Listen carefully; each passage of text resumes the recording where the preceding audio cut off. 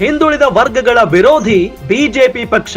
ಬಿಜೆಪಿಯಲ್ಲಿ ಹಿಂದುಳಿದವರನ್ನ ಕಡೆಗಣಿಸಲಾಗ್ತಾ ಇದೆ.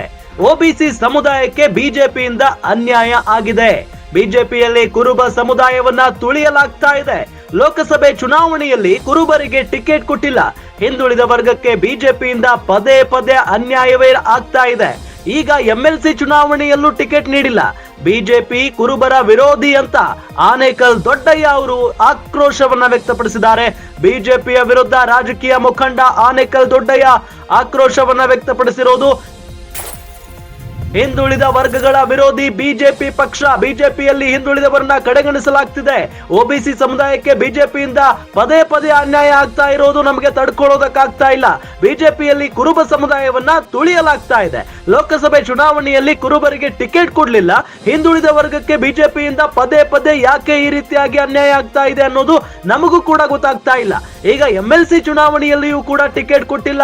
ಬಿಜೆಪಿ ಕುರುಬರ ವಿರೋಧಿ ಅಂತ ಆನೇಕಲ್ ದೊಡ್ಡಯ್ಯ ಅವರು ಬಹಳ ದೊಡ್ಡ ಮಟ್ಟದಲ್ಲಿ ಆಕ್ರೋಶವನ್ನ ವ್ಯಕ್ತಪಡಿಸಿದ್ದಾರೆ. ನಮಸ್ಕಾರ ಸ್ನೇಹಿತರೆ. ಕಳೆದ ಲೋಕಸಭಾ ಚುನಾವಣೆ ಸಂದರ್ಭದಲ್ಲಿ ಭಾರತೀಯ ಜನತಾ ಪಾರ್ಟಿಯು ಒಂದು ಟಿಕೆಟ್ ಸಹ ಕುರುಬ ಸಮುದಾಯಕ್ಕೆ ನೀಡಿರಲಿಲ್ಲ. ಇದೀಗ ತಾನೇ ಬಂದಂತಹ ಸುದ್ದಿಯ ಪ್ರಕಾರ ಎಂಎಲ್ಸಿ ಚುನಾವಣೆಯಲ್ಲಿ ಒಂದು ಸ್ಥಾನವಾದರೂ ಈ ಸಮುದಾಯಕ್ಕೆ ನೀಡುತ್ತೇವೆ ಎಂದು ಅನೇಕ ಬಾರಿ ಭರವಸೆಗಳನ್ನು ನೀಡಿದರು.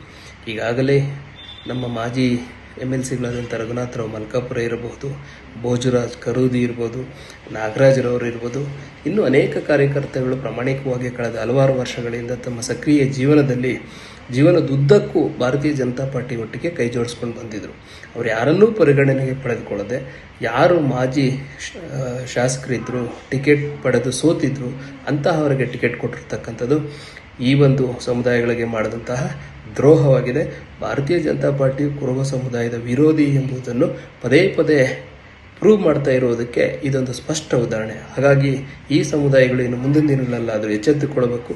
ಭಾರತೀಯ ಜನತಾ ಪಾರ್ಟಿಯು ನಮಗೆ ಮಾಡ್ತಕ್ಕಂಥ ದ್ರೋಹದ ವಿರುದ್ಧ ನಾವೆಲ್ಲರೂ ಸೆಣಸಬೇಕು ಅಂತ ಈ ಸಂದರ್ಭದಲ್ಲಿ ಹೇಳಕ್ಕೆ ಬಯಸ್ತೀನಿ. ನಮಸ್ಕಾರ.